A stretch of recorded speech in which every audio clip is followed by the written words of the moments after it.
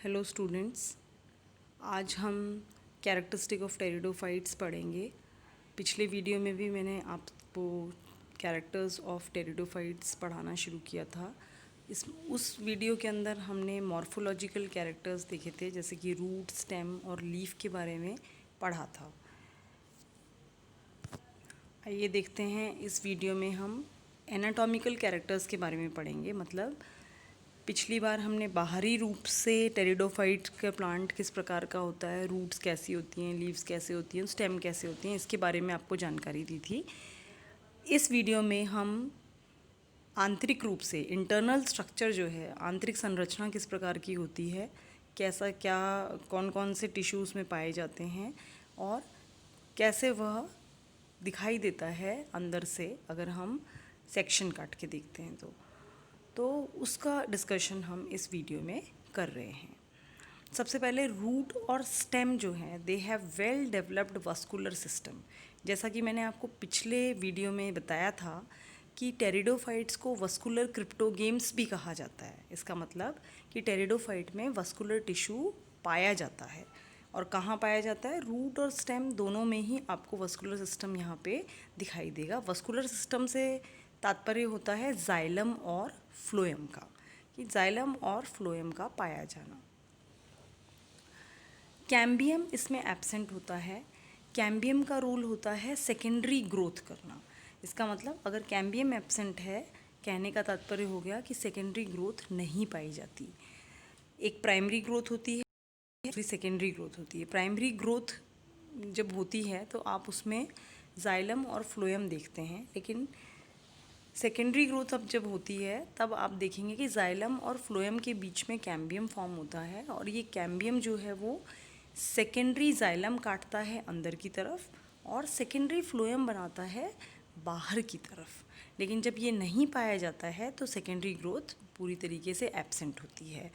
Secondary growth आप gymnosperm में पढ़ेंगे। एंजियोस्पर्म में भी सेकेंडरी ग्रोथ देखी जाती है, लेकिन वह थर्ड ईयर के सिलेबस में आता है। आपके सिलेबस में टेरिडोफाइट और जिम्नोस्पर्म है, जिसमें हम टेरिडोफाइट पढ़ रहे हैं, और टेरिडोफाइट में सेकेंडरी ग्रोथ नहीं पाई जाती है। क्यों? क्योंकि इसमें कैम्बियम नहीं पाया जाता है। लेकिन कुछ पौधे एक्सेप्शन हैं। एक्सेप्शन से मतलब है कि कुछ पौधे ऐसे हैं जिनमें सेकेंडरी ग्रोथ पाई जाती है। उनके एग्जाम्पल हैं, उदाहरण के तौर पर आइसोइटीज़ एंड बोट्राइकियम। इन दोनों के अंदर ही आप देखेंगे सेकेंडरी ग्रोथ पाई जाती है। तो एनाटॉमिकल फीचर में यही है कि रूट और स्टेम में वास्कुलर टिश्यू पाया जाता है, जो कि जाइलम और फ्लोएम होता है, और कैम्बियम नहीं पाई जाती। इसके एक्सेप्शन हमने पढ़े, आइसोइटीज़ एंड बोट्राइकियम इसके एक्सेप्शन हैं, मतलब उनमें सेकेंडरी ग्रोथ पाई जाती है। अब आते हैं हम स्टील पे। स्टील क्या होता है? इंटरनल जो स्ट्रक्चर है, सबसे अगर हम टीएस काटते हैं किसी भी स्टेम का या रूट का टेरिडोफाइट में, तो आप देखेंगे कि इंटरनल जाइलम फ्लोएम आपको दिखाई दे रहा है। उसके बाद एंडोडर्मिस, पेरिसाइकिल। तो ये जो बीच का हिस्सा है, उस बीच के हिस्से को हम स्टील कहते हैं। अब स्टील के कई प्रकार होते हैं। यहाँ पे हम शॉर्ट में आपको बता रहे हैं, क्योंकि जनरल कैरेक्टर्स हम यहाँ पे पढ़ रहे हैं। बाद में स्टीलर सिस्टम ऑफ टेरिडोफाइट करके एक टॉपिक है, वह टॉपिक हम अलग से पढ़ेंगे। उसमें और डिटेल में स्टील क्या होता है ये पढ़ेंगे। तो स्टील मैंने आपको बताया कि central part of the stem या रूट है, जो बिल्कुल बीच का हिस्सा होता है स्टेम या रूट का, जो कि जाइलम और फ्लोएम तक, या आप मान सकते हैं एंडोडर्मिस तक, उसमें इंक्लूड कर सकते हो सारी layers up to endodermis. Endodermis तक की जितनी लेयर्स हैं अंदर से लेकर बाहर तक, वो सारी लेयर्स मिलके एक स्टील बनाती हैं। स्टील जो है वो चार प्रकार के, हमने बताया आपको कि चार प्रकार के स्टील होते हैं। पहला स्टील है प्रोटो स्टील। प्रोटो स्टील से तात्पर्य होता है ऐसा स्टील जिसमें पित्त नहीं पाया जाता। बीच में अगर पित्त नहीं पाया जाता है, सीधा जाइलम और फ्लोएम की लेयर ही आपको, जाइलम दिखता है बिल्कुल बीचों बीच, उसके चारों तरफ फ्लोएम दिखाई देता है। अगर ऐसा स्ट्रक्चर है जिसमें पित्त नहीं पाया जाता, तो वह स्ट्रक्चर प्रोटो स्टील कहलाता है। एग्जाम्पल है लाइकोपोडियम।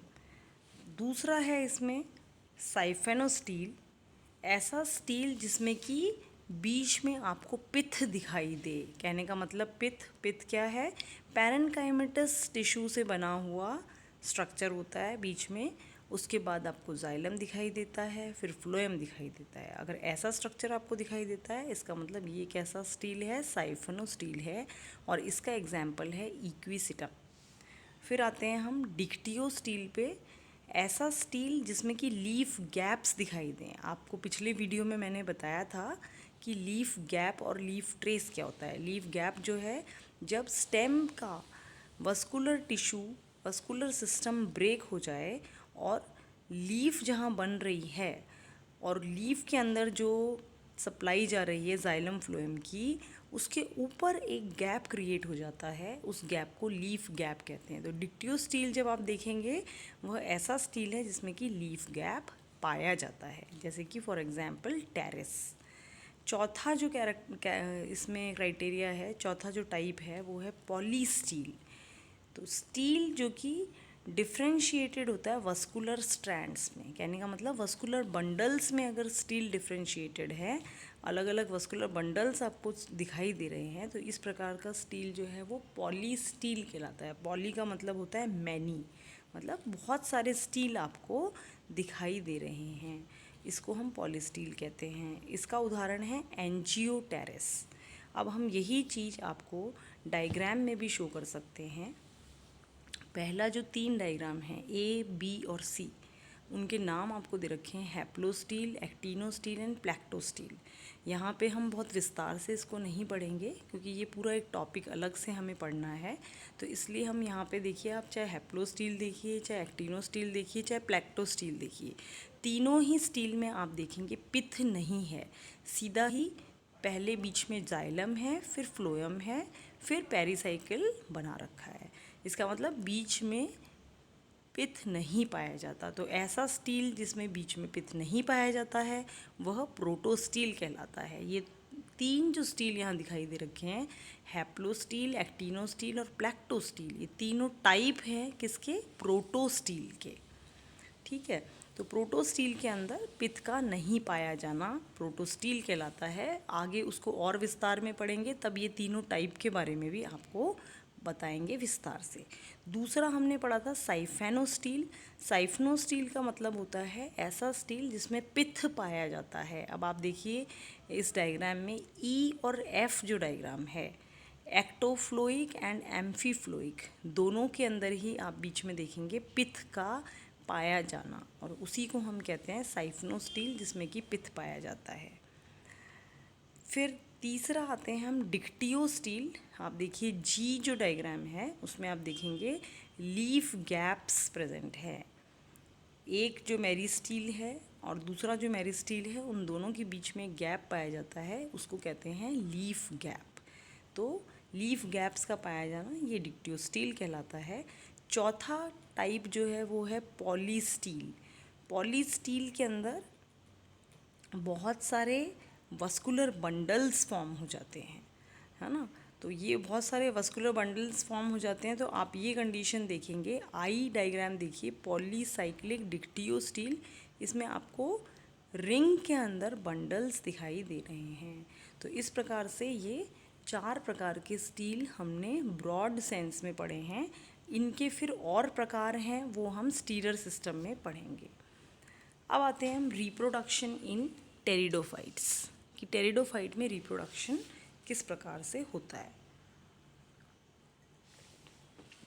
टेरिडोफाइट जो है इसमें रिप्रोडक्शन एसेक्सुअल टाइप का रिप्रोडक्शन होता है, जिसमें कि स्पोर्स फॉर्म होते हैं, और वो जो स्पोर्स होते हैं वो हैप्लॉइड होते हैं। स्पोर्स जो हैं एक स्पेशलाइज्ड स्ट्रक्चर में पाए जाते हैं जिसको कहते हैं स्पोरेंजिया। एंजिया का मतलब होता है वेसल, बर्तन से है एंजिया का मतलब ऐसा बर्तन जिसमें कि स्पोर पाए जाएं, स्पोरेंजिया। तो स्पोरेंजिया के अंदर स्पोर पाए जाते हैं। अब ये जो स्पोरेंजिया है वो कहाँ लगा हुआ होता है? स्पोरेंजिया कई प्रकार से लगे हुए हो सकते हैं, जैसे कि आप कई सारे टेरिडोफाइट्स में देखेंगे कि लीफ का जो आंतरिक सतह है, अंदर वाली सतह, एक तो ऊपरी सतह होगी, एक अंदर वाली सतह होगी। अंदर वाली जो सतह है जिसको कि हम वेंट्रल साइड कहते हैं, और ऊपरी जो सतह है उसको हम कहते हैं डॉर्सल साइड। तो जो वेंट्रल साइड है मतलब नीचे वाली सतह, पत्ती के नीचे की तरफ जो है अंदर वाली जो सतह है उसमें उसके अंदर आपको स्पोरेंजिया, उस तरफ में आपको स्पोरेंजिया दिखाई देगा। और इस प्रकार की जो स्पेशलाइज्ड लीव्स हैं, सारी लीव्स के अंदर आपको स्पोरेंजिया नहीं दिखाई देता, कुछ लीव्स में आपको स्पोरेंजिया दिखाई देता है। जिन लीव्स में आपको स्पोरेंजिया दिखाई देता है वह लीव्स जो हैं वो स्पोरोफिल कहलाती है। फिल का मतलब होता है लीफ से, फिल का मतलब लीफ से है यहाँ पे। तो ऐसी लीफ जिसमें कि स्पोरेंजिया पाई जाए वो लीफ स्पोरोफिल कहलाती है। कुछ एक्वाटिक फॉर्म्स जैसे कि हमने पिछले वीडियो में देखा था, साल्विनिया है, मार्सिलिया है, अजोला है, ये सारे क्या हैं, एक्वाटिक फॉर्म्स हैं। इन एक्वाटिक फॉर्म्स के अंदर स्पोरेंजिया मौजूद होता है, लेकिन एक स्पेशलाइज्ड स्ट्रक्चर में मौजूद होता है जिसको कि हम कहते हैं स्पोरोकार्प। ये सब चीज़ें हम डिटेल में पढ़ेंगे क्योंकि मार्सिलिया भी हमारे कोर्स में जनरा के रूप में है। तो हम जब जनरा के रूप में पढ़ेंगे तब आप वहाँ देखेंगे स्पोरोकार्प एक ओवल सी शेप की बॉडी है जिसके अंदर की स्पोरेंजिया पाए जाते हैं। तो हमने अब तक इसमें क्या पढ़ा, हमने अब तक इसमें एनाटॉमिकल फीचर पढ़ा और दूसरा रिप्रोडक्शन के बारे में पढ़ा। एनाटॉमिकल फीचर में हमने पढ़ा कि वस्कुलर टिश्यू पाया जाता है, इसीलिए इसको वस्कुलर क्रिप्टोगैम्स कहा जाता है। और वस्कुलर टिश्यू में जाइलम फ्लोएम पाया जाता है और वो एक संरचना इसमें पाई जाती है स्टील के नाम से। वो स्टील जो है वो कई प्रकार का होता है। अगर उसमें पित्त नहीं पाया जाता है तो वह प्रोटोस्टील कहलाता है, पित्त पाया जाता है तो साइफिनोस्टील कहलाया जाता है। अगर स्टील जो है उनमें लीफ गैप्स मौजूद हैं बीच बीच में तो वो डिक्टियोस्टील कहलाया जाता है। और अगर बहुत सारे वस्कुलर बंडल्स फॉर्म हो जाते हैं तो उस प्रकार का स्टील जो है वो पॉलीस्टील कहलाता है। ये तो हमने एनाटॉमिकल फीचर्स इसके पढ़े। और रिप्रोडक्शन की बात करें तो रिप्रोडक्शन यहाँ पे हैप्लॉइड स्पोर्स के द्वारा एसेक्सुअल टाइप का रिप्रोडक्शन पाया जाता है। स्पोर्स जो हैं एक स्पेशलाइज स्ट्रक्चर में मिलते हैं जिनको स्पोरेंजिया कहा जाता है। अब ये स्पोरेंजिया जो हैं वो लीव्स पे लगे होते हैं, तो जिन लीव्स पे स्पोरेंजिया लगे हुए होते हैं वेंट्रल साइड पे उन लीव्स को स्पोरोफिल कहा जाता है। लेकिन एक्वाटिक फॉर्म में आप देखेंगे कि स्पोरेंजिया जो है एक स्पेशलाइज्ड बॉडी में पाया जाता है, उस बॉडी का नाम है स्पोरोकार्प। आज इतना ही पढ़ेंगे, इसके बाद हम नेक्स्ट वीडियो में जानेंगे स्पोर किस प्रकार से बनते हैं, किस प्रकार के होते हैं। धन्यवाद।